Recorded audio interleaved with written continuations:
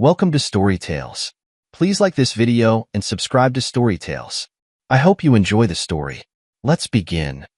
The coffin was too small.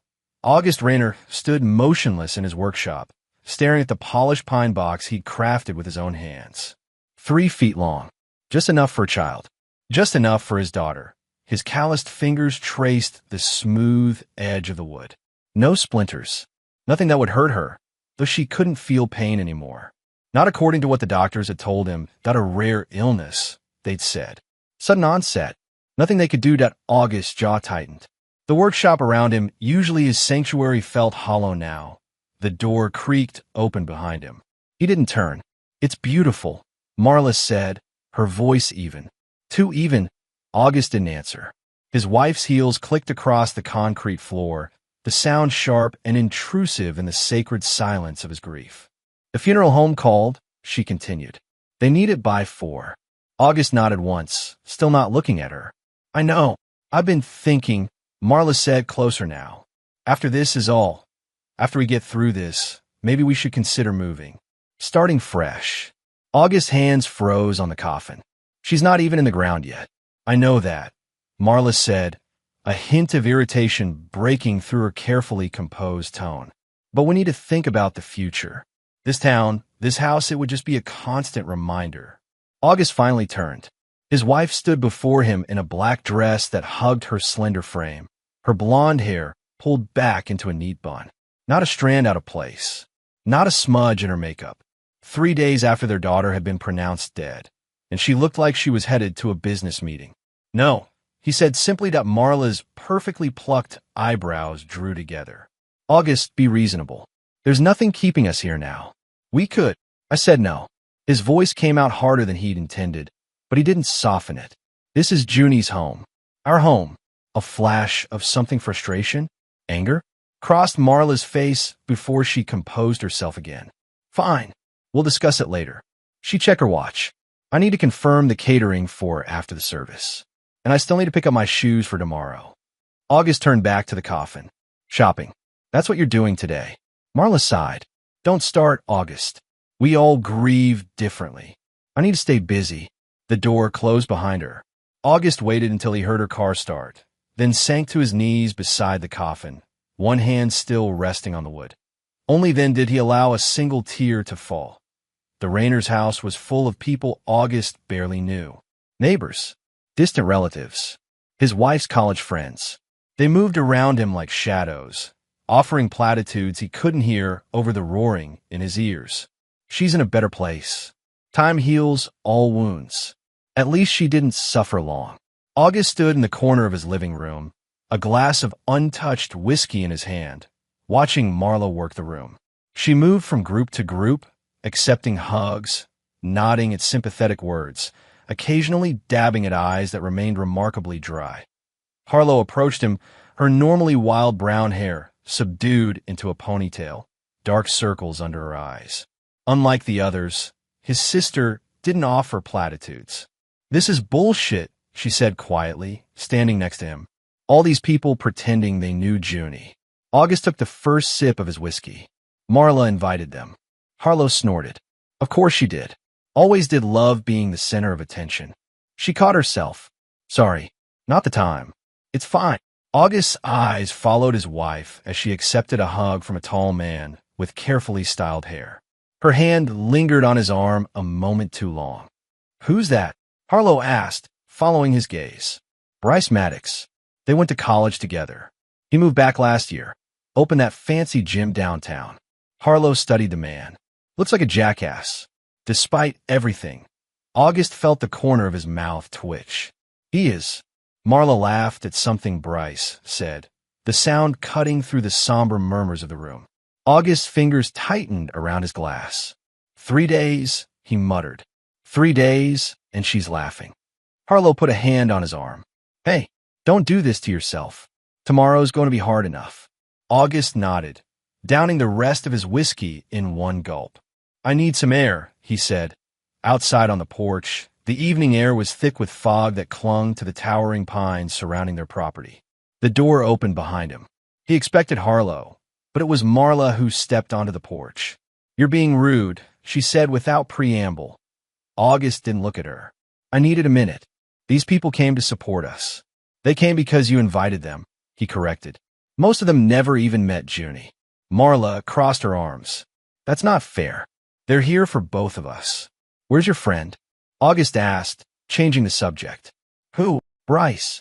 You two seem to have a lot to laugh about. Marla's eyes narrowed. Don't. Not today. When then? After the funeral? When we're moving on? When we're selling the house? You're drunk. I had one drink. August finally turned to look at her. Why are you in such a hurry to leave, Marla? This town not good enough for you anymore. That's not. Marla cut herself off, visibly gathering her composure. I'm not doing this now. Our daughter is dead. August. Dead. And all you can think about is picking a fight with me. August stared at her, searching her face for any sign of genuine grief. All he saw was calculation. I'm staying at the funeral home tonight, he said abruptly. Marla blinked. What? Why would you do that? It's tradition. Someone stays with the body. That's ridiculous. You need rest. Tomorrow will be. I'm staying. August repeated firmly.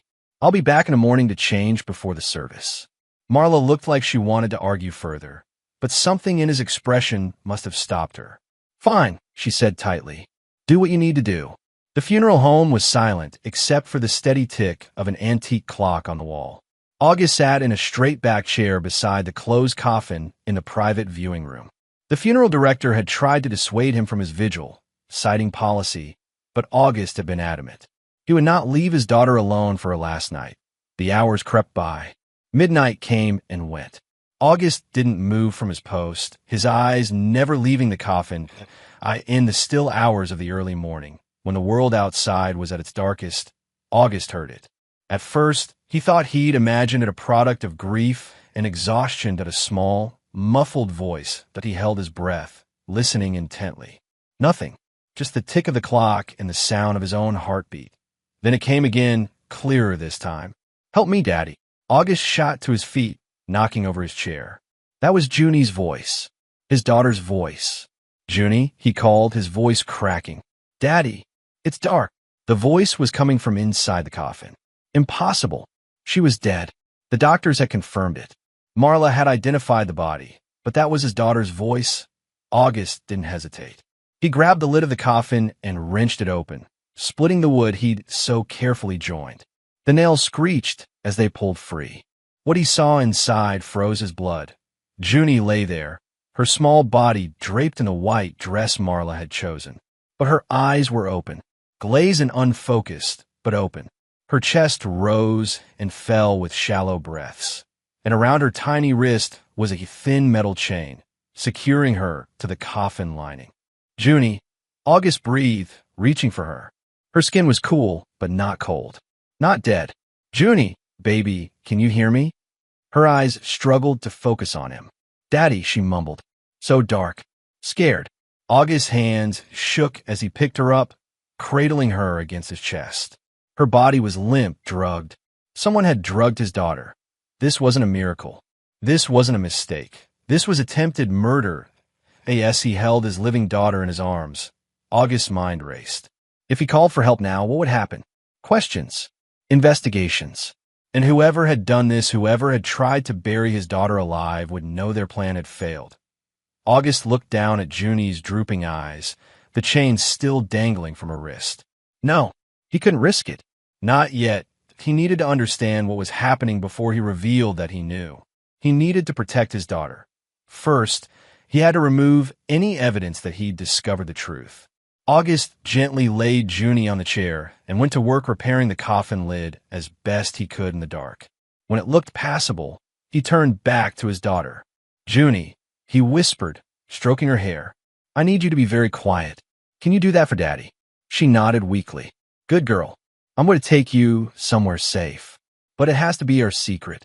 Okay, secret, she repeated, her voice slurring. August wrapped his jacket around her small body and slipped out the back door of the funeral home, carrying his daughter into the foggy night. He had until morning to hide her and return before anyone realized what he'd discovered. And then he would find out who had tried to kill his little girl. Dawn was breaking as August slipped back into the funeral home. He'd taken Junie to Harlow's remote cabin just outside of town, the one place he knew would be safe. His sister had been shocked, horrified, and then grimly determined as he'd explained what little he knew. Stay with her, he'd instructed. Don't tell anyone. Don't leave for any reason. Harlow had nodded, already tucking the sleepy child into her bed. What about the funeral? Go on as planned. I need whoever did this to think they've succeeded. Now, back at the funeral home, August straightened his rumpled clothes and prepared to face the day. The funeral director approached with a sympathetic smile.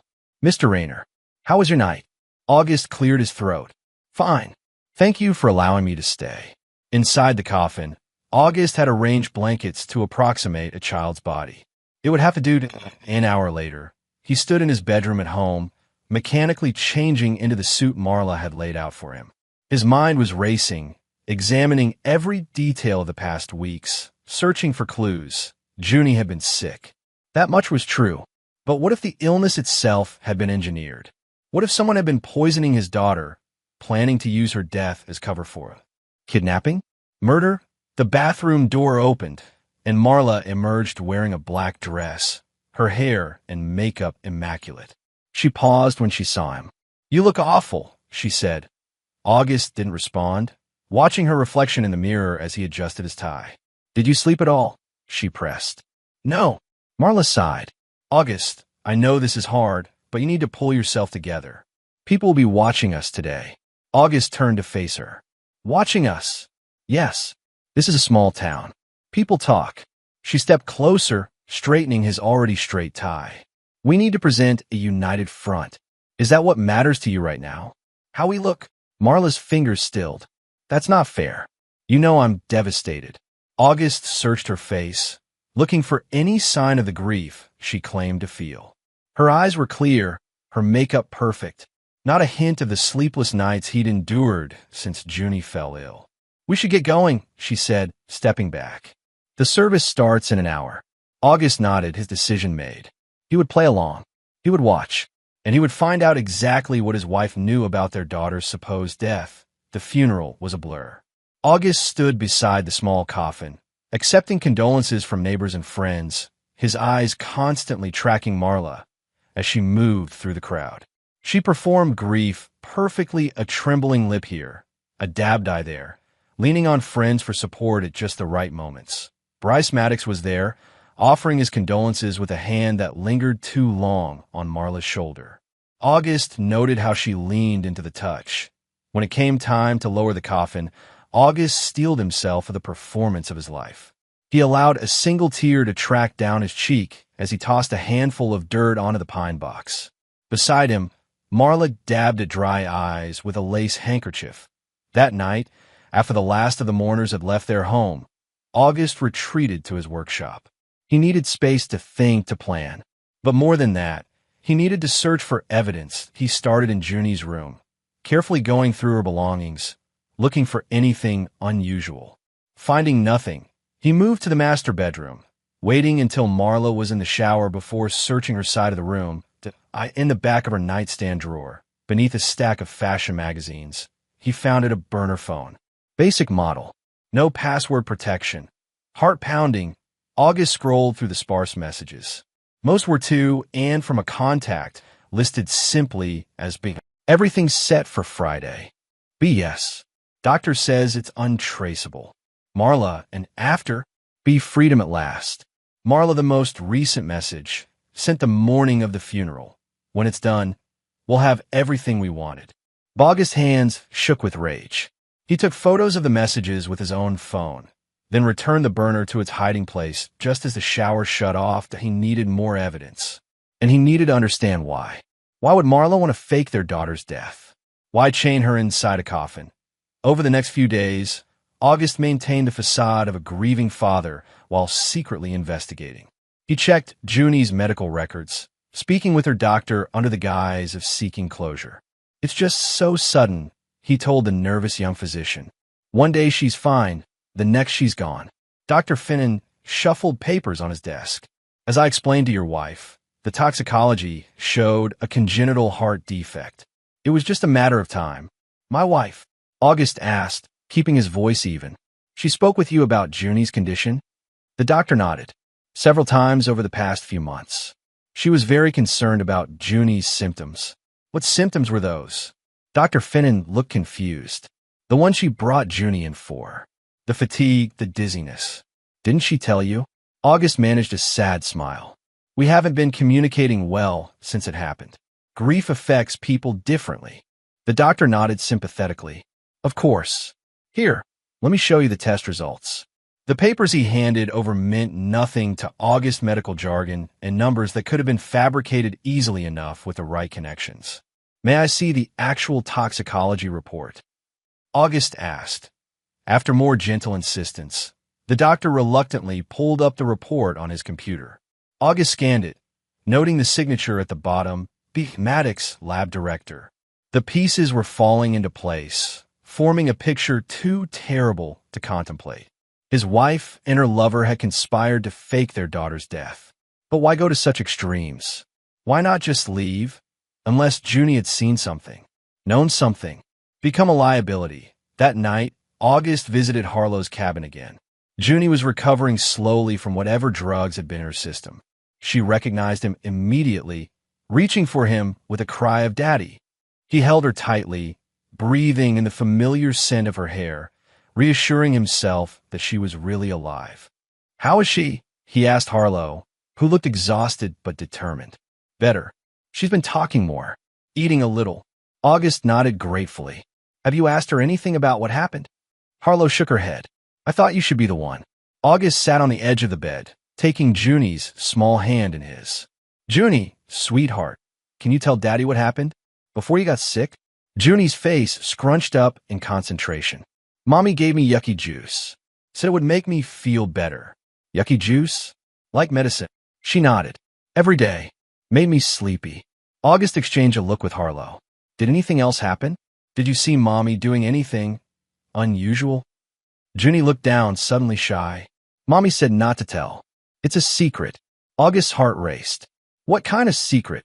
Mommy and the gym man were playing a special game. In the garage. "Gym man?" Harlow asked. "I think she means Bryce," August said quietly, then turned back to Junie. "What kind of game, sweetheart?" Junie's description, in the innocent language of a 3-year-old, confirmed August's worst fears. Marla and Bryce had been having an affair, and Junie had witnessed it. "Did you tell Mommy that you saw them?" Junie nodded. She got mad. Said I was a bad girl for watching. Said I couldn't tell Daddy. August pulled his daughter close, his mind racing. Now he understood. Junie had become a witness, a liability. Rather than risk the child revealing the affair, they concocted an elaborate plan to eliminate her entirely. "I need to get back," he told Harlow, kissing Junie's forehead. "Keep her safe. I'm getting closer to understanding what happened." As he drove back to town, August's grief transformed into something harder and colder. He'd never considered himself a violent man. He built things. He didn't destroy them. But for the people who had tried to murder his daughter, he would become destruction itself. Back at home, August maintained his performance as the grieving father. He accepted casseroles from neighbors. He thanked people for their sympathy cards. He nodded when they told him how strong he was being. All the while, he watched Marla. She was already packing boxes, preparing for what she called a fresh start. She'd reached out to a realtor about listing their house. "It's too soon." August had protested, playing his part. "It's been a week, August. We can't put our lives on hold forever." Marla folded another sweater into a suitcase. "I've been thinking about San Diego. The ocean would be good for us." August leaned against the doorframe of their bedroom. "Us?" Marla looked up, her expression carefully neutral. "Of course us. We're still a family, August. We still have each other." The casual cruelty of her statement made, while she believed their daughter was dead and buried, almost broke his composure. August swallowed hard. "I didn't realize you liked the ocean that much." Marla shrugged. "There's a lot about me you don't know." That much is true. August thought grimly that he waited until Marla left for her yoga class before continuing his investigation. The burner phone had already told him much, but he needed more. He needed proof solid enough that even if Marla tried to paint him as unstable or delusional, the truth would prevail that I in the garage. he searched meticulously. Behind a stack of paint cans, he found a small cloth bag. Inside were cloths stained with what looked like blood, and several empty medicine bottles with the labels removed. In the cellar, a space Marla never entered. Claiming it aggravated her allergies, August found more damning evidence. A hidden box contained surveillance equipment, small cameras, microphones, and receipts for their purchase in Bryce's name. Most disturbing of all was a child's blanket, Junie's favorite, stained with substances August didn't want to identify. That night, after Marla had gone to bed, August slipped into Junie's room. He carefully went through her things. In a shoebox beneath her bed, he found her drawings. Colorful crayon sketches of their family, their house, her toys. And then, hidden at the bottom, darker drawings. A woman and man in the garage. A red bottle labeled medicine. And a crude map showing their house, the road to town, and deep in the woods, a small square marked with a red X. August recognized the location. An old hunting cabin, abandoned for years, far off any marked trail. He'd come across it once while tracking a wounded deer. Remote, isolated, perfect for hiding someone who wasn't supposed to exist anymore. Dawn was breaking as August hiked through the dense forest, following paths only hunters and wildlife knew. The cabin appeared just as he remembered it: small, weathered, nearly invisible among the thick pines. The door was locked, but the wood was so rotted that one solid kick splintered it open. Inside, August found confirmation of his worst fears. The single room had been converted into a prison. Chains bolted to the wall, a small cot, a bucket in the corner.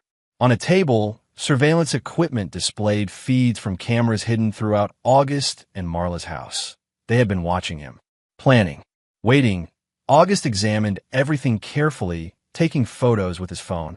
On a corkboard, he found notes in Bryce's handwriting, details of their plan, including the drugs used to simulate death, the payoffs to the funeral director, the schedule for the burial. But it was the final note that chilled August to his core. After the funeral, signs over the house. We collect insurance, leave town. 1 week later, accident at the cabin, fire. All evidence gone. They had never intended to keep Junie alive. The funeral had just been the first phase of their plan. August gathered every piece of evidence he could find, securing it all in his truck. Then he returned to town, his mind clear for the first time since hearing Junie's voice from the coffin. He knew what they had done. He knew why. Now it was time for Marla to learn what happens when you try to take everything from a man with nothing left to lose. August waited for Marla in the living room. Evidence spread across the coffee table. His wife's burner phone, the bloodstained cloths, photos of the cabin, Junie's drawings, a damning collection that told a story of betrayal beyond imagination. The front door opened, and Marla called out, "August, are you home? I've got takeout from that Thai place you like." August didn't respond. He heard her set down bags in the kitchen, heard her heels on the hardwood as she moved through the house. August. She appeared in the doorway, still wearing her designer workout clothes, her hair pulled back in a perfect ponytail. Her expression shifted from curious to concerned when she saw him sitting silently in the dim room. "What are you doing sitting in the dark?" she asked, reaching for the light switch. "Don't," August said quietly. Marla's hand froze. "What's wrong? You're scaring me." "Am I?" August gestured to the coffee table. "Take a look." Marla stepped closer, her eyes falling on the items spread before him. He watched her closely, saw the moment recognition dawned, saw the flicker of fear quickly masked by confusion. "What is all this?" she asked, her voice steady. "Too steady. You tell me." Marla picked up the burner phone. "Where did you find this?" "In your nightstand, under your magazines." She sat down carefully. "This isn't mine. I've never seen it before." August laughed, a sound devoid of humor. "That's your play?" "Denial." "It's not a play, August. I don't know what you think you found, but our daughter is alive." The words hung in the air between them. Marla froze, her face a perfect mask of shock that didn't reach her eyes. "What are you talking about?" "August, you're not making sense. The grief is—" "Stop." August stood, towering over her. "I found her, Marla, in the coffin, chained, drugged, but alive." Marla took a step back, her composure slipping. "That's impossible. You're not well." You need help. I've been helping myself, August said, picking up the photos of the cabin. Interesting place, that old hunting cabin, set up like a prison or a tomb. Marla's eyes darted to the photos, then back to his face. I don't know what you're talking about. Cameras in our house. Listening devices. You and Bryce have been watching me. Planning. But you made one mistake. August leaned closer. You didn't make sure she was actually dead before you closed the coffin. A flash of genuine emotion crossed Marla's face, not guilt or remorse, but anger. You're insane, she hissed. Our daughter is dead. You were there. You saw her buried. August shook his head. I saw an empty coffin buried. Junie is safe. And she's talking, Marla. Telling me about the yucky juice you gave her every day. About the games she saw you playing with the gym man in our garage. Marla's face hardened. Even if any of this were true, which it's not, who do you think people would believe? The grieving, unstable father who dug up his daughter's grave? Or the devoted mother trying to help her husband through a psychotic break? That's your defense? That I'm crazy? August gestured to the evidence. The police won't think so. Marla's lips curled into a cold smile. The police? You think they'll believe you over me? The respectable business owner's daughter against the backwoods carpenter. She picked up Junie's drawing, examining it with detached interest. This is your evidence? A child scribble. August watched her, seeing for the first time the true Marla, calculating, cold, utterly without remorse. Why? He asked simply. Why not just leave? Why this elaborate plan? Marla sighed, dropping the pretense. You really don't understand, do you? This house, this land, it's worth a fortune. And your life insurance? Even more. Divorce would get me half, at best. This way I get everything. And Junie, Marla's expression hardened. She complicated things. Children talk, August. They say the most inconvenient things at the worst possible times. August's hands curled into fists. She's your daughter. She's a reminder of a life I never wanted. Marla straightened, smoothing her workout top. It doesn't matter now. You have no real proof. Your word against mine. And by tomorrow, I'll have a restraining order against you for threatening me during a psychological break. She turned to leave, but August's voice stopped her. I never said where I took her. Marla glanced back. What? Junie. I never said where I'm keeping her. Safe from you. Safe from Bryce. August's voice was deadly calm. If anything happens to me, evidence goes to the police, the newspapers, and everyone in town. Pictures, videos, recordings, everything. For the first time, uncertainty flickered across Marla's face. You're bluffing. Test me, August challenged. See what happens when you try to take everything from a man who's already lost it all. They stared at each other, the air between them charged with hatred and the remnants of a life built on lies. Finally, Marla spoke, her voice cold. This isn't over, August. No, he agreed. It's just beginning. After she left the room, August gathered the evidence, securing it in his workshop safe. He had no illusions about what would happen next. Marla would counterattack. She'd try to discredit him, isolate him, maybe even eliminate him, that he needed help. Someone with connections the respectable Marla Rayner couldn't touch. He needed his sister. DeHarlow's apartment, above the local bar, wasn't much. Two small rooms cluttered with secondhand furniture and the odds and ends of life frequently interrupted by addiction. But she'd been clean for 8 months now, and it showed in the fresh flowers on the windowsill and the neatly organized kitchen. Holy shit, she said after August explained the confrontation with Marla. She actually admitted it? Just like that. August nodded grimly. Once she realized I knew, there was no point pretending, and she thinks she'll get away with it. Harlow paced the small living room, running her hands through her wild hair. That's sociopathic. She's confident, connected. August leaned against the counter. Her father's the biggest real estate developer in the county. Half the town owes him favors. Harlow stopped pacing. So what's the plan? We have Junie. We have evidence. Let's go to the police. August shook his head. Not yet. We need more. Something they can't ignore or explain away. He pulled out his phone, scrolling to the photos of the cabin. These prove someone set up surveillance, but they don't prove it was Marla and Bryce.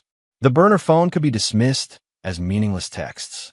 Without Junie's testimony, which I won't subject her to unless absolutely necessary, we need something ironclad. Harlow studied her brother's face. You want to catch them in the act? Yes. How? August's expression darkened. Marla thinks I'm unhinged. Unstable. Let's give her what she expects. Let her think she's winning. Meanwhile, we set up our own surveillance. Get them talking. Planning. That's dangerous, August. If they realize. They tried to bury my daughter alive. Harlow. They were going to burn her to death in that cabin. There's nothing they can do to me that's worse than what they've already tried to do to her. Harlow was quiet for a moment, then nodded. Okay, I'm in. But we do this smart. No heroics. Agreed. For the next several days, August played the role Marla expected the grieving father sliding into instability. He drank visibly at the local bar. He missed work. He muttered to himself in public. Meanwhile, Harlow, whose checkered past had left her with connections in the shadier parts of town, acquired surveillance equipment of their own. Together, they planted cameras and microphones in key locations. Marla's car, Bryce's office at the gym, and the cabin in the woods. As August had predicted, Marla wasted no time positioning herself as the victim. She filed for an emergency restraining order, claiming August had threatened her during a psychotic episode.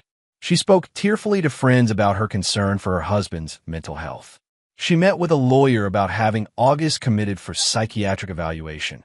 And through it all, August and Harlow watched and listened. 3 days after their confrontation, they got what they were waiting for. Marla and Bryce met at the gym after hours, unaware of the camera hidden in the potted plant beside Bryce's desk. He knows, Marla said without preamble, about everything. He claims Junie is alive. Bryce cursed, running a hand through his carefully styled hair. That's impossible. We checked. We made sure. Well, he says he found her in the coffin before the burial. That she was drugged but breathing. And you believe him? Marla paced the office. I don't know what to believe. He had photos, Bryce. Of the cabin. Of the equipment. Jesus. Bryce sat heavily in his chair. If he goes to the police. He won't. Not yet. He doesn't have enough proof that ties us directly to it. So what's his game? Marla stopped pacing, turning to face her lover. He's trying to scare us. Get us to incriminate ourselves. Bryce leaned forward. Then we need to find the kid. Finish what we started. No. Marla's voice was firm. That's too risky now. We need to discredit him first. Make sure no one would believe him even if he had video of us confessing. How? Marla smiled coldly. I've already started. The restraining order. The rumors about his mental state. Tomorrow I meet with Dr. Richardson about having August committed for evaluation. Once he's labeled unstable, nothing he says will matter. Bryce didn't look convinced. And if that doesn't work, Marla's expression hardened. Then we'll have to be more direct. Watching the video feed from Harlow's apartment, August felt cold fury wash over him. Even now, knowing he'd discovered their plan, they were plotting. Not to run, not to deny, but to eliminate him and find Junie. We've got them, Harlow said, her eyes glued to the screen. This is exactly what we needed. August nodded slowly. But it's still not enough. Their word against ours. We need a confession that can't be explained away. How do we get that? August stared at the frozen image of his wife and her lover, plotting his destruction with casual cruelty. We turned them against each other. The old cabin stood silent in the pre-dawn light, mist curling around the weathered logs. August approached cautiously, though he knew it was empty. The surveillance they'd placed confirmed Marla and Bryce hadn't returned since his discovery. Inside, the air was stale and damp. August moved methodically through the small space, documenting everything with his phone. The chains bolted to the wall. The surveillance equipment. The small cot where his daughter would have spent her final days on the table. He found a notebook he'd missed during his first frantic search. Inside were pages of calculations, expenses, insurance payouts, property values. The cold arithmetic of his daughter's worth to them that a noise outside froze him in place. Footsteps. Someone approaching the cabin. August moved quickly, positioning himself behind the door, a rusted fire poker gripped in his hand. The door creaked open, and a figure stepped inside. August, Harlow's voice was a harsh whisper. "You hear?"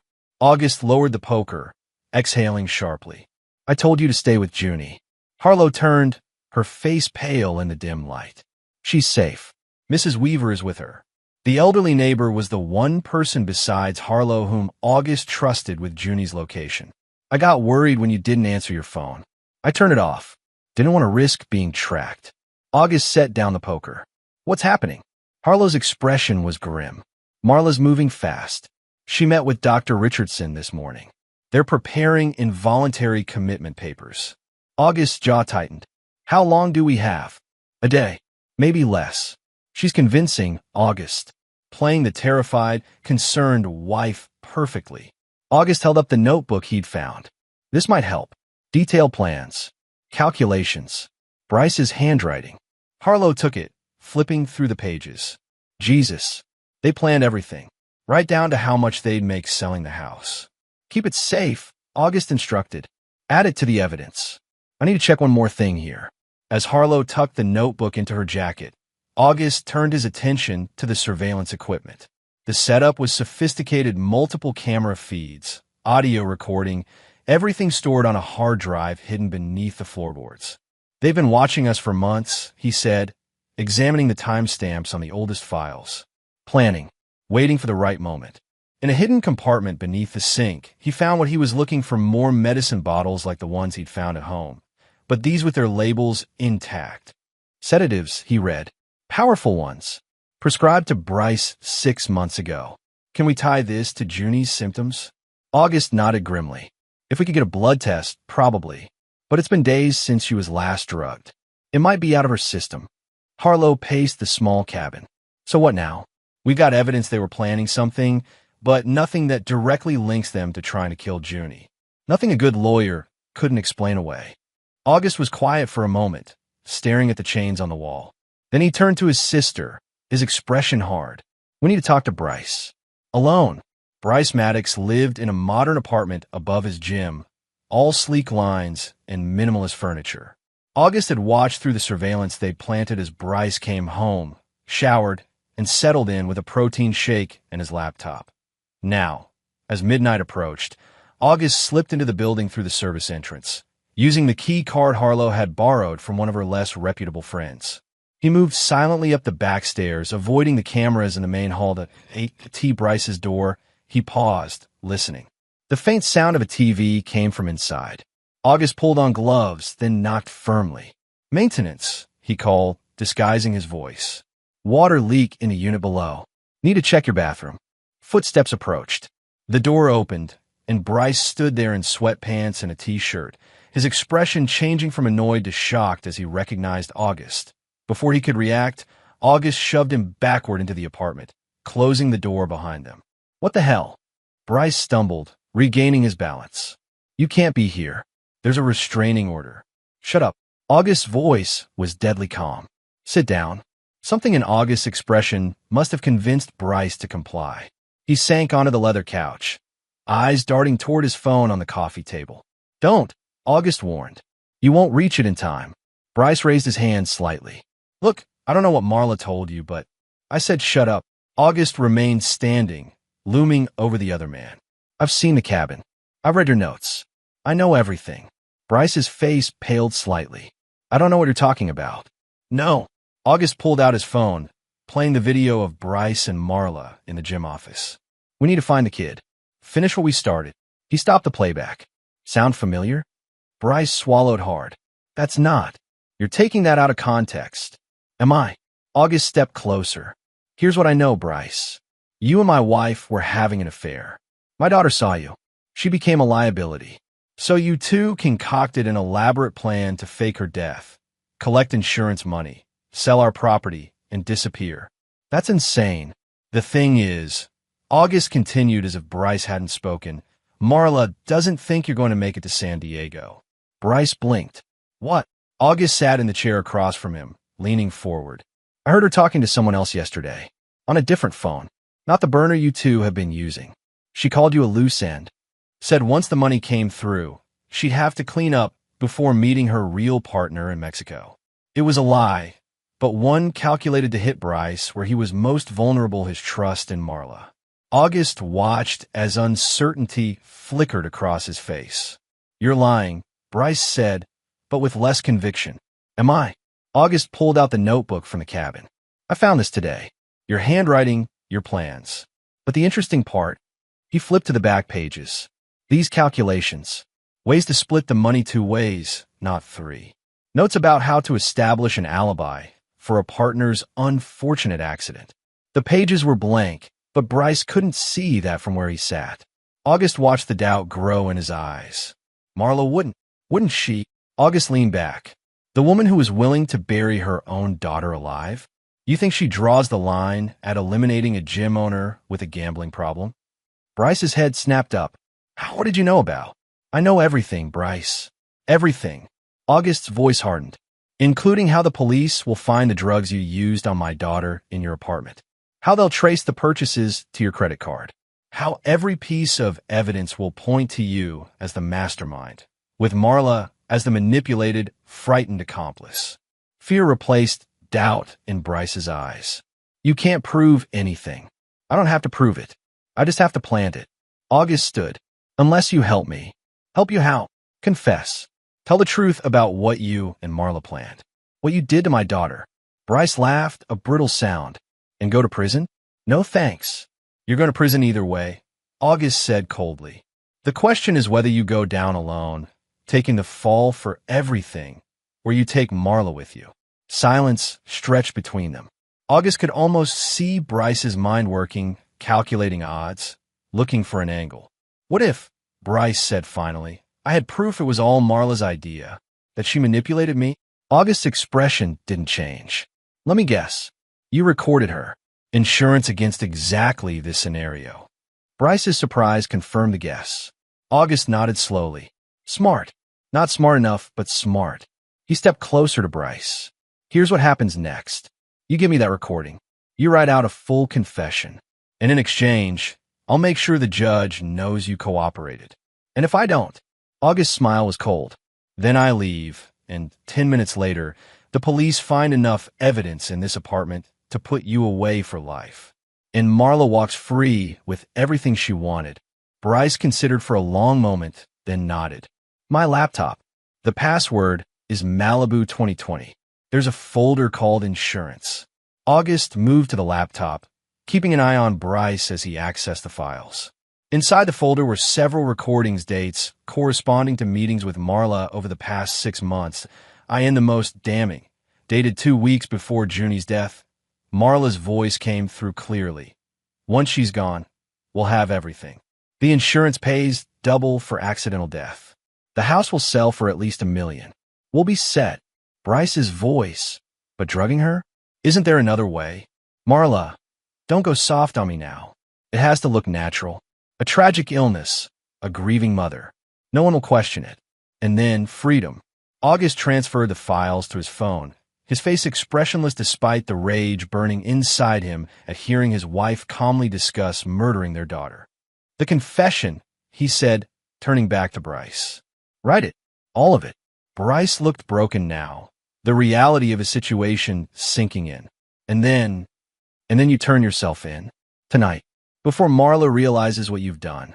"She'll kill me," Bryce said, his voice barely audible. The August's expression showed no sympathy.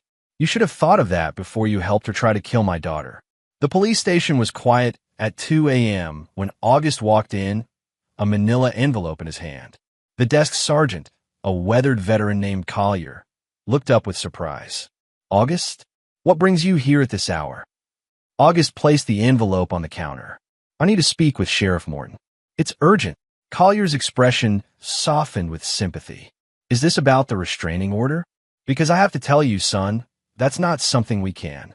"It's about attempted murder," August interrupted. "My daughter's." Collier stared at him, confusion evident. "Your daughter? But I was at the funeral, August. She's alive, and I can prove it." The sergeant studied him for a long moment, then reached for the phone. "I'll call the sheriff." 20 minutes later, August sat across from Sheriff Morton in an interview room. The evidence spread between them. The sheriff, a no-nonsense woman who'd known August since he was a boy, examined each item methodically. "Let me get this straight," she said finally. "You're claiming your wife and her lover faked your daughter's death, intending to collect insurance money and sell your property?" August nodded, "and then eliminate Junie as a witness." Morton's face remained neutral. "And you discovered this how?" "I heard her. The night before the funeral. In the coffin." August's voice caught. "She called for me. She was drugged, chained inside, but alive.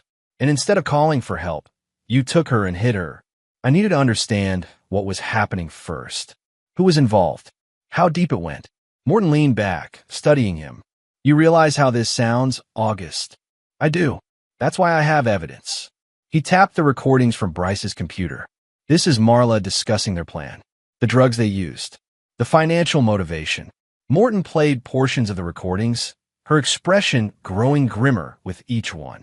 When they finished, she looked up at August. "Where's your daughter now?" "Safe. With my sister. I need to see her, August. Verify she's alive and well." August had anticipated this. "I'll take you to her. But first, I need your assurance that she'll remain protected. Marla has connections in this town. Powerful ones." Morton's eyes narrowed. "Are you suggesting I compromise an investigation due to political pressure?" "No. I'm stating a fact about how things work here." August held her gaze. "My daughter has been through enough. I won't let her become a pawn in some legal chess game." After a moment, Morton nodded. "I'll personally ensure her safety." "You have my word." "There's one more thing," August said, reaching into his pocket. He placed a piece of paper on the table. "Bryce Maddox's confession. He turned himself in an hour ago." Morton's eyebrows rose. "That's convenient." He realized Marla was planning to double-cross him. Self-preservation is a powerful motivator. Morton read through the confession, then looked up at August. "If what you're saying is true, this is one of the most disturbing cases I've ever encountered." "But August," she hesitated, "Marla's already filed reports claiming you're unstable, that you've been making threats, having delusions about Junie still being alive. I expected as much. That's why everything I've given you is independently verifiable. The recordings, the physical evidence from the cabin, Bryce's confession, and most importantly, Junie herself." Morton gathered the evidence, placing it carefully back in the envelope. "I'll need to obtain search warrants. For your home, the cabin, Bryce's apartment. If there's anything else you haven't told me." "There isn't." August lied smoothly, thinking of the surveillance equipment he and Harlow had planted. Some things were better left unexplained. "All right." Morton stood. "Take me to your daughter." Dawn was breaking as August led Sheriff Morton to the small house on the outskirts of town where Junie was now staying. Not Harlow's cabin, they'd moved her to a more secure location after discovering Marla's plans. Mrs. Weaver, the elderly widow who had agreed to help them, opened the door at August's knock. "They're in the kitchen," she said quietly. "The little one just woke up." August led Morton through the tidy house to the bright kitchen at the back. Harlow sat at the table with Junie, helping her eat breakfast. The little girl looked up as they entered, her face lighting up. "Daddy!" August crossed the room in 3 strides, sweeping Junie into his arms. "Hey, Pumpkin, how are you feeling today?" "Better." Aunt Harlow made pancakes. "With blueberries." August held her tightly, still amazed each time he saw her that she was truly alive, truly safe. Over her head, he met Harlow's questioning gaze and gave a small nod. Harlow's shoulders slumped with relief. "About time," she murmured. August turned to Sheriff Morton, who stood in the doorway, her professional demeanor cracking slightly at the sight of the child everyone in town believed was dead. "Sheriff Morton, this is my daughter, Junie." Morton approached slowly, crouching to the little girl's level. "Hello, Junie. I'm Sheriff Morton. I'm a friend of your dad's." Junie regarded her solemnly. "You have a star on your shirt." Morton smiled. "That's right. It means I help people who are in trouble. Like Daddy helped me." "Yes, just like that." Morton looked up at August. "I'll need to have a doctor examine her. Document her condition." August nodded. "Dr. Westfield in the next county. I trust her." "All right." Morton stood. "I'll make the arrangements." In the meantime, she pulled out her phone, stepping away to make a call. When she returned, her expression was grim. I've issued an arrest warrant for Marla Rayner. Officers are on their way to your house now. She won't be there, August said. She's been staying at her parents' since the restraining order. Mort nodded. We'll check there too. She hesitated. August, I should warn you. This is going to get ugly. Marla's father has a lot of influence in this town. In your actions taking Junie, conducting your own investigation, they'll try to use that against you. I know, but I did what I had to do to protect my daughter. August held Morton's gaze. And I'd do it again.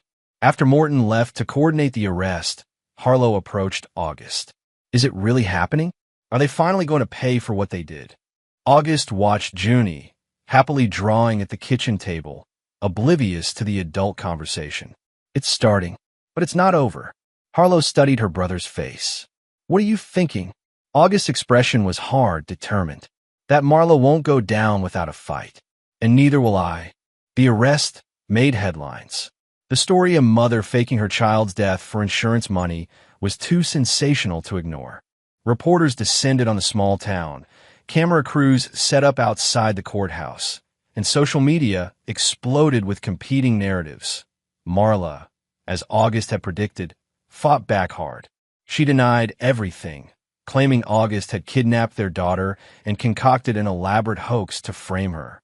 Her father hired the best defense attorneys money could buy, who quickly went to work trying to discredit Bryce's confession and the evidence August had provided. But the physical evidence was overwhelming. The drugs found in Bryce's apartment matched those in Junie's system. The chains in the coffin matched those of the cabin. The surveillance equipment tied everything together. Most damning of all were the recordings of Marla calmly discussing her daughter's death and the financial windfall it would bring 2 weeks after the arrests. August sat in the courtroom, watching as Marla was led and wearing an orange jumpsuit. She looked nothing like the polished, confident woman he'd married. Her hair was limp, her face bare of makeup, dark circles under her eyes. For a moment, their gazes met across the room. August expected to see hatred, defiance. Instead, he saw calculation. Even now, she was looking for an angle, a way out. The preliminary hearing was brief. The judge denied bail, citing the severity of the charges and the risk of flight. As Marla was led away, she turned to look at August one last time. This isn't over, she mouthed. August watched her go, his face expressionless. No, it wasn't over. But for the first time since finding Junie in that coffin, he felt something like victory.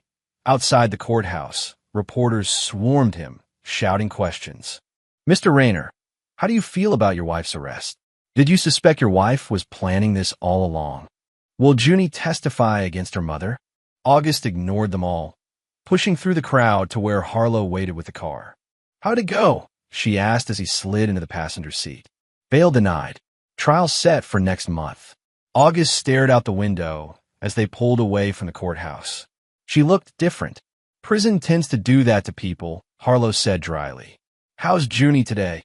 August's expression softened. Better. The nightmares are less frequent. Dr. Westfield says the drugs are completely out of her system, and the psychological evaluation scheduled for next week. August sighed. They want her to testify, Harlow. The prosecutor says her statement would be powerful evidence. Harlow's hands tightened on the steering wheel. She's 3 years old, August. She's been through enough. I know. I told them no. They'll have to make their case without her. They drove in silence for a while, each lost in thought. What about you? Harlow asked finally. How are you holding up? August continued staring out the window. I'm fine. That's bullshit, and we both know it. He turned to look at her. What do you want me to say, Harlow? That I'm devastated? Angry? That I lie awake wondering how the woman I loved could try to murder our child? Yeah, actually, that's exactly what I want you to say. Harlow pulled the car over and turned to face him. You haven't processed any of this, August. You've been in survival mode since the moment you found Junie. But sooner or later, you're going to have to deal with what happened. August looked away. I'm dealing with it. No, you're not. You're shutting down, going through the motions. Harlow's voice softened. Junie needs you, August. Not just physically present, but emotionally too. She's going to have questions as she gets older. Hard ones. August closed his eyes briefly. I know. So talk to me.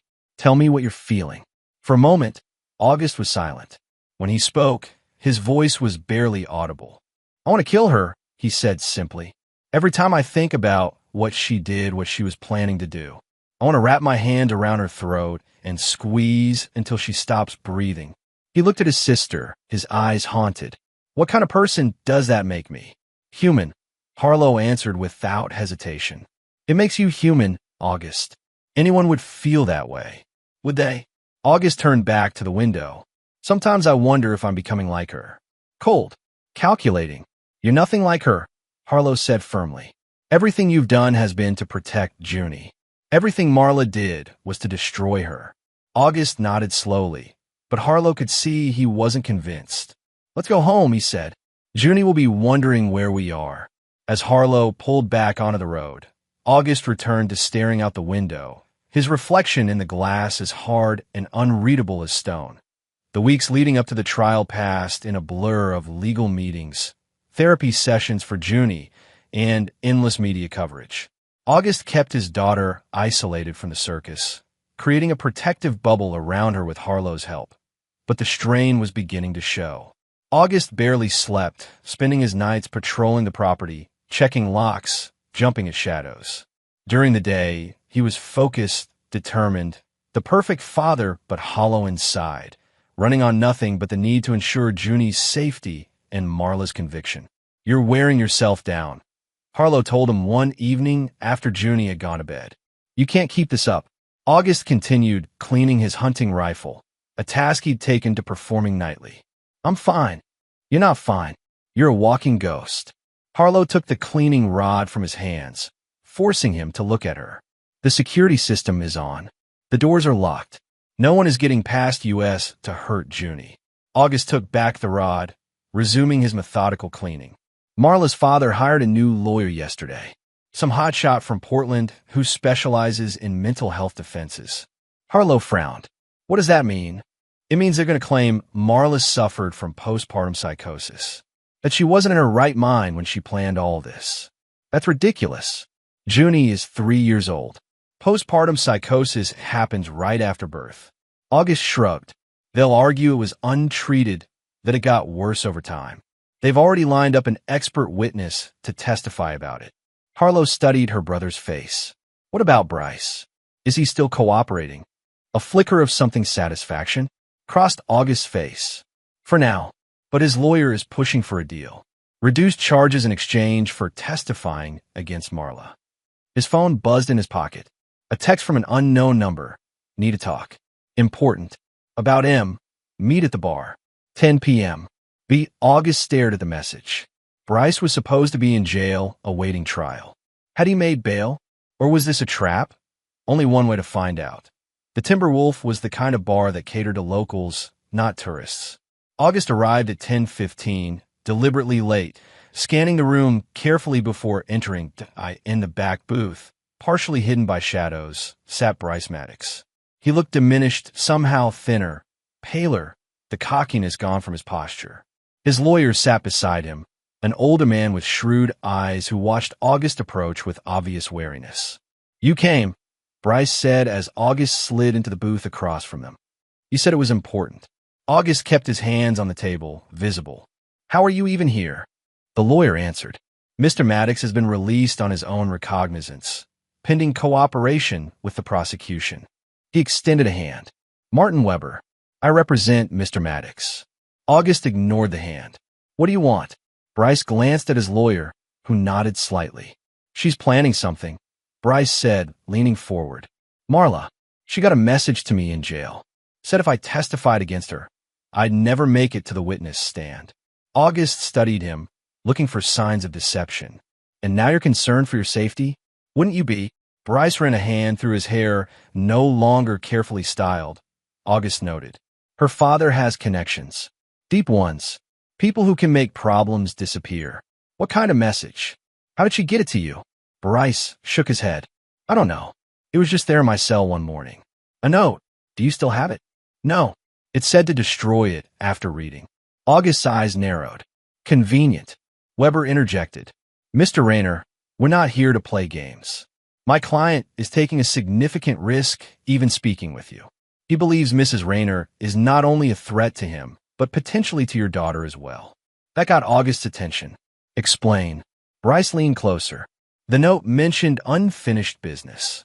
Said that once she was cleared, she'd tie up loose ends. Both of them. Both, August repeated. Me and Junie. Bryce nodded. Look, I know you have no reason to trust me, but I'm trying to do the right thing here. For your kid, if nothing else. August considered this. It could be a trap, an attempt to manipulate him into some action that would undermine the case. Or it could be genuine Bryce trying to save his own skin by warning August. What do you want from me? August asked finally. Bryce exchanged looks with his lawyer again. Protection. Security. And in exchange, I'll give you everything. Every conversation, every plan, every detail about what Marla was really up to. I thought you'd already done that. Bryce's laugh was bitter. I told the police what they needed to know. But there's more. Things I held back as insurance. Such as, she never intended to share the money with me. Bryce's voice hardened. I found out she was working with someone else. Someone she's been involved with for years. I was just the local convenient option, the one who'd take the fall if things went wrong. August felt a cold certainty settle over him. Who? I don't know a name, but I have recordings. Different ones than what I gave you before. Conversations where she's talking to someone else. Planning how to frame me, if necessary. Weber pulled a flash drive from his pocket, placing it on the table. Everything's on here. But before we hand it over, we need assurances. August stared at the small device. What kind of assurances? Witness protection. A recommendation to the judge for leniency. In your testimony that my client was manipulated by Mrs. Rayner. August looked from the lawyer to Bryce. Contempt evident in his expression. You helped plan my daughter's murder. And now you want me to help you avoid the consequences. Bryce's face flushed. I never wanted to hurt your kid. That was all Marla. I just went along because... He cut himself off. Because you're weak, August finished. Because you wanted the money and didn't care who got hurt as long as it wasn't you. Weber placed a restraining hand on Bryce's arm. Mr. Rayner, I understand your anger, but consider the value of what we're offering. This evidence could ensure Mrs. Rayner never sees freedom again. August was quiet for a long moment, weighing his options. Finally, he nodded toward the flash drive. I'll need to verify what's on there before I agree to anything. Weber pushed it across the table. Of course, but I suggest you do so quickly. The trial starts in 2 weeks, and my client's safety is at risk every day until then. August pocketed the drive. I'll be in touch. As he stood to leave, Bryce grabbed his arm. There's one more thing. Marla kept a second phone. Well, I didn't know about until near the end. She used it to communicate with whoever she's really working with.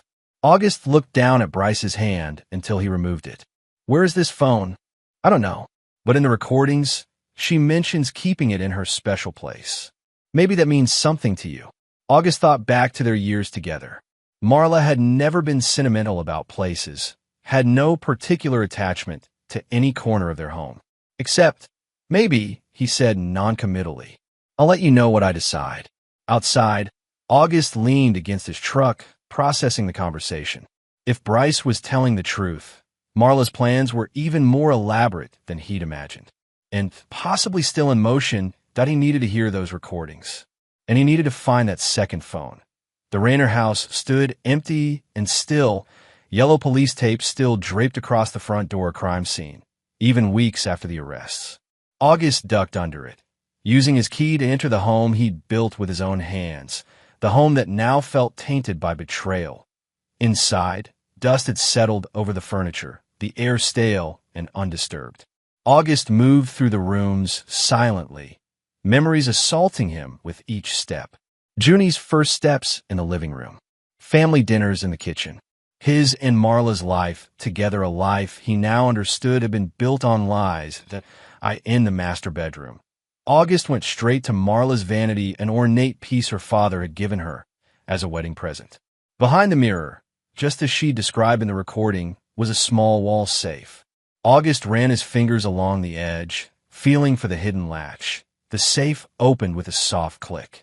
Inside were documents, property deeds, insurance policies, bank statements, and, nestled among them, a sleek black phone. August pocketed it, then methodically went through the other contents. Most were what he expected: financial records, jewelry, a passport. But at the bottom of the safe, he found something that made his blood run cold: a small notebook, filled with what appeared to be a log of drugs administered to Junie. Dates, times, dosages, effects.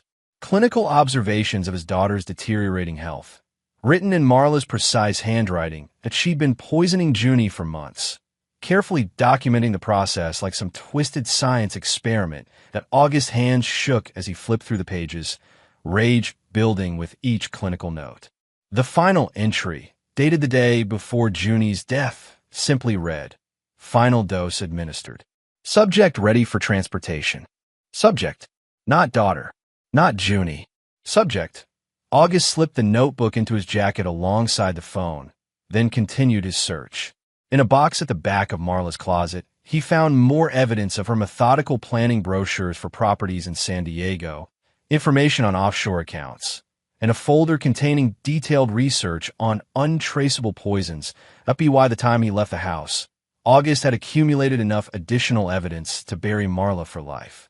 But it was the phone that interested him most, the direct line to whoever had been helping her from the shadows. Back in his truck, August examined the device.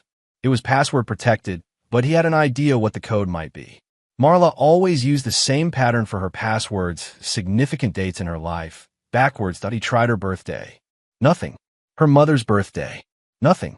Then, on a hunch, he tried the date they'd met the day she claimed to have fallen in love with him. The phone unlocked. August scrolled through the messages, his expression growing darker with each one. The conversations were with a contact listed only as he. The message is cryptic but clearly referring to the plan to eliminate Junie and August. Assets secured. Marla had texted the night of the funeral. Phase 1 complete. The response: proceed to Phase 2. Cabin prepared. Reading through the exchange, August pieced together the full scope of their plan. After the funeral, Marla was to wait a respectable few weeks, then use the restraining order as cover to sell the house. Once the money was secured, it would eliminate Junie at the cabin, a tragic accident, while Marla established an alibi. Then, with August emotionally destroyed and financially ruined, they would arrange a similar accident for him. Marla would collect the life insurance, inherit everything, and disappear with her real partner. The most recent message, sent just 2 days ago, chilled August to the bone. Contingency plan activated. Need cleanup at the cabin. Tonight. August checked the outgoing messages. Marla hadn't responded. She couldn't. She was in jail. But he was still active, still planning, still a threat. And they were heading to the cabin. Tonight, August started the truck, adrenaline coursing through him. He needed to get to the cabin before whoever he was. He needed to be ready. Instead of calling Harlow, he sent her a brief text: staying late at the workshop. Don't wait up. Junie's meds in the cabinet if she needs them. Then he turned off his phone, put the truck in gear, and headed for the mountains and the trap he intended to set. The cabin was just as he remembered it, isolated and foreboding in the gathering dusk. August approached cautiously, using the hunting skills he'd learned as a boy to move silently through the underbrush and no signs of anyone inside. Not yet, but they would come. The message had been clear. August circled the structure, checking for any changes since his last visit. The police had removed most of the evidence, but the basic setup remained: chains on the wall, the small cot, the surveillance equipment now dormant. Perfect. Just as he'd hoped. Working quickly, August prepared. He positioned himself in the dense woods surrounding the cabin, settled into the natural blind formed by a fallen tree, and waited, his hunting rifle beside him. Hours passed. The forest grew dark, then darker still as clouds obscured the moon. August remained motionless, his senses attuned to every sound, every shift in the night air. Just after midnight, he heard the soft crunch of tires on gravel, quickly cut as an engine died. Then footsteps, moving with purpose toward the cabin, that a beam of light cut through the darkness, sweeping the area before settling on the cabin door. August watched as a figure approached, tall, male, moving with the confidence of someone who believed they were alone. The man entered the cabin, the beam of his flashlight visible through the dirty windows as he moved around inside. August remained still, watching waiting for the right moment. 5 minutes passed. 10.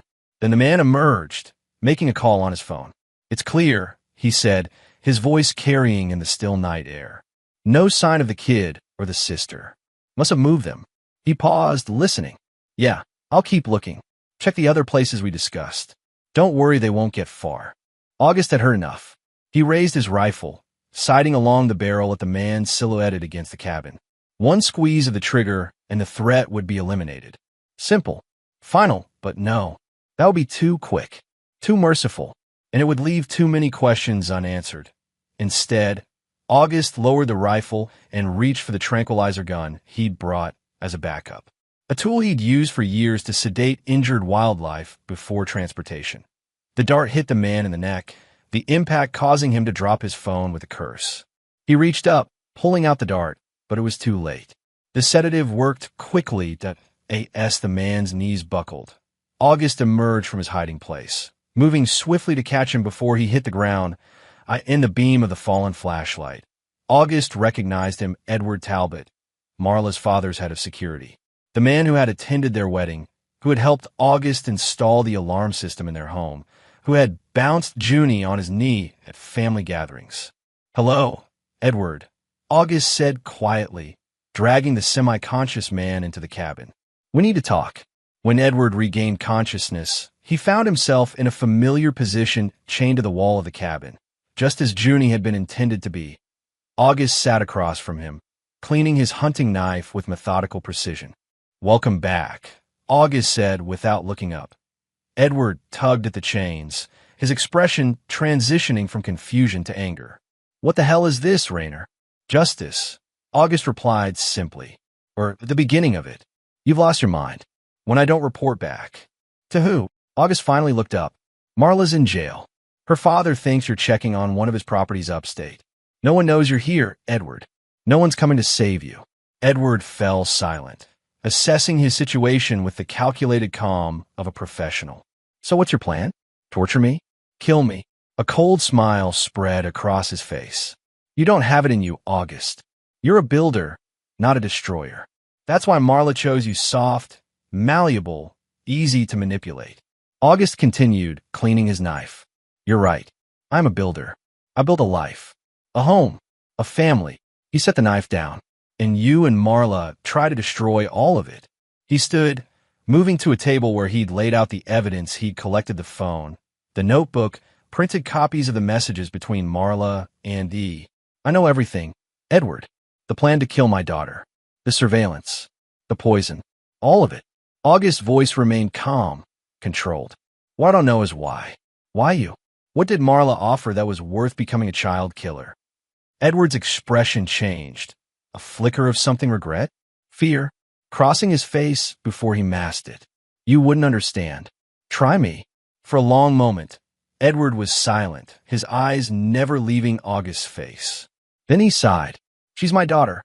August blinked. "What?" "Marla. She's my daughter." Edward laughed bitterly at August's confusion. "Not Jack Henley's little princess. Mine.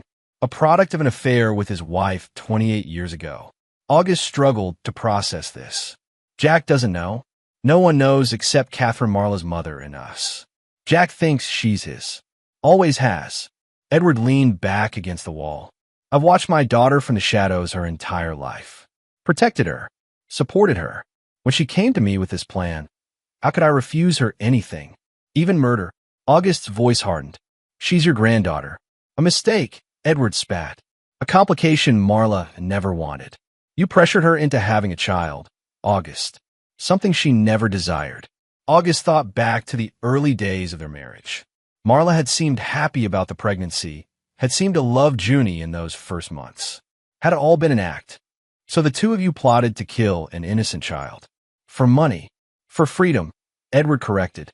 "For Marla to finally have the life she deserves."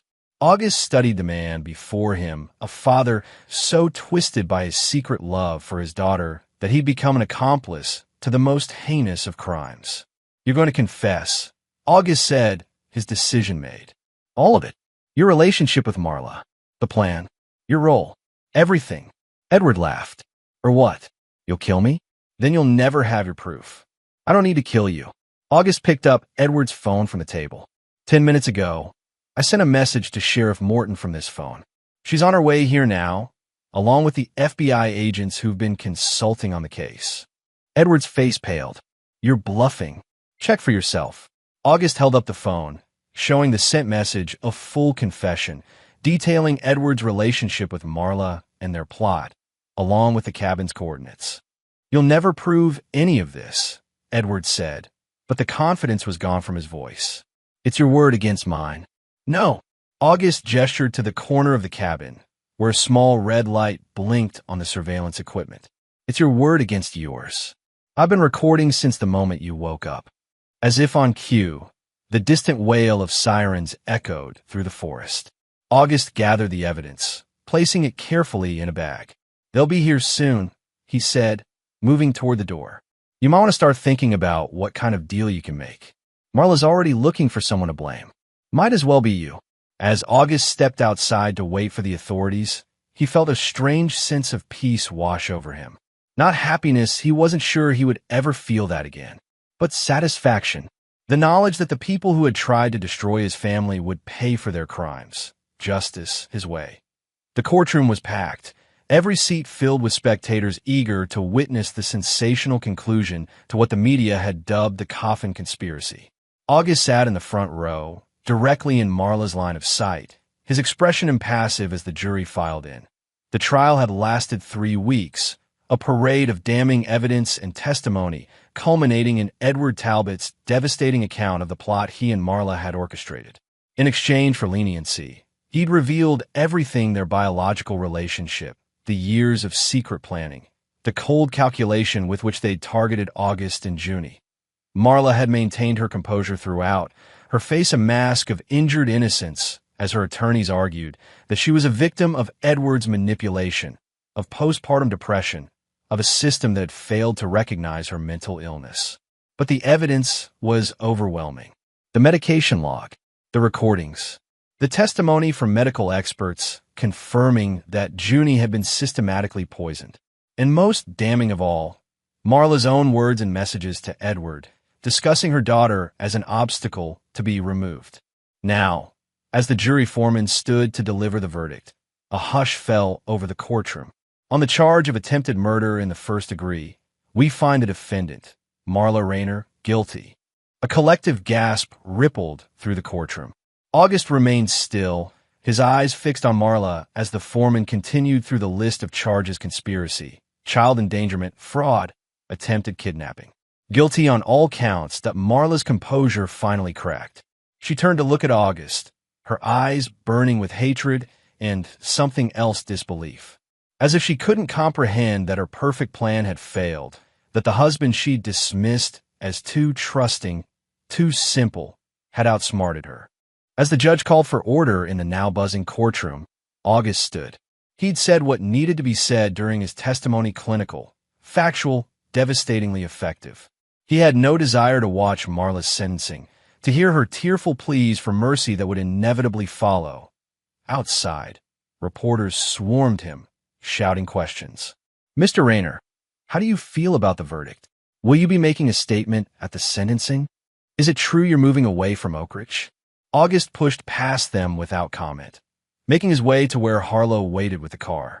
It's over, she said as he slid into the passenger's seat. August nodded, staring out the window as she drove away from the courthouse. For now. Harlow glanced at him. What does that mean? Marla's father is still out there. Still powerful. Still angry. Jack Henley?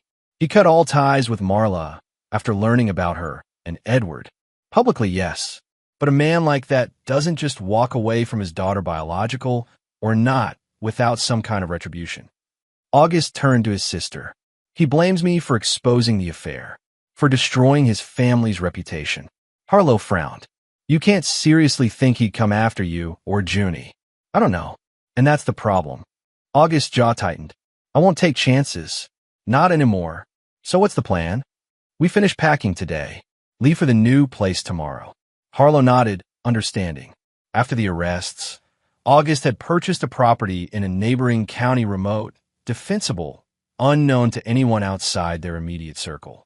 A fresh start, away from the whispers and stares of a town that would never let them forget what had happened. Junie's excited about the horses, Harlow said, trying to lighten the mood. She's been talking about nothing else all week. A ghost of a smile touched August's lips. She'll be good with them. She has a gentle way about her. They drove in silence for a while, the weight of the verdict settling around them. Finally, Harlow asked the question that had been bothering her. Do you ever think about forgiving her? Not for her sake, but for yours. August turned to stare at his sister. Forgiving Marla? Yes. Letting go of the anger. Moving on. August looked away, his profile hard against the afternoon sun. Would you forgive someone who tried to murder your child?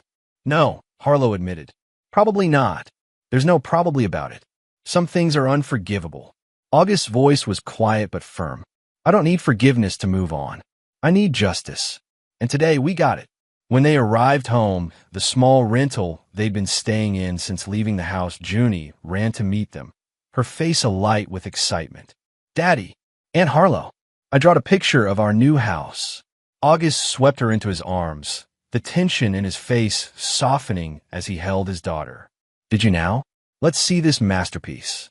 Junie proudly presented her drawing, a colorful crayon rendition of a house surrounded by trees, with stick figures representing their family. That's you, she explained, pointing to the tallest figure.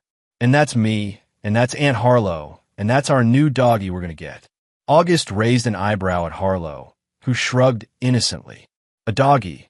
Huh, he said, carrying Junie into the house. We'll have to talk about that. As he listened to his daughter chatter about the dog, she wanted a big one, with floppy ears. Named Pancake, August felt something loosen in his chest. Not forgiveness. Never that. But perhaps the first tentative step toward healing. 6 months later, August stood on the porch of their new home, watching as Junie played with the puppy they'd finally adopted, a golden retriever mix with, indeed, very floppy ears. Pancake, true to Junie's vision. The property stretched out before him, 20 acres of woodland and pasture, with a small stable he'd built housing the pair of gentle horses that were Junie's pride and joy. The house itself was modest but solid, built with his own hands over the past months. Harlow emerged from inside, carrying 2 cups of coffee. She handed one to August, following his gaze to where Junie was teaching Pancake to sit. She's doing well, Harlow observed. The nightmares are almost gone. August nodded. The therapist says she's resilient. That with time and support, she'll process what happened in a healthy way. And her father? Harlow asked gently. How's he processing things? August took a sip of his coffee. I'm fine. Still not sleeping through the night, though. He shrugged. Old habits. Junie waved, calling for him to come see Pancake's new trick. August waved back, setting down his coffee cup. She's going to be okay, Harlow said, watching them. You both are. August nodded, stepping off the porch. Yes, he agreed. We are. As he walked toward his daughter, August felt the weight of the past year, the betrayal, the fear, the rage begin to lift just slightly. Not forgiveness. Never that. But perhaps, finally, the beginning of freedom. Junie ran to meet him, throwing her arms around his legs. Daddy, watch what Pancake can do. August knelt down, pulling her into a proper hug. Show me, Pumpkin. As he watched his daughter command the eager puppy, August knew with absolute certainty that he'd made the right choices. Marla had taken everything from him, his trust, his peace of mind, his belief in the goodness of people, that he had taken back more.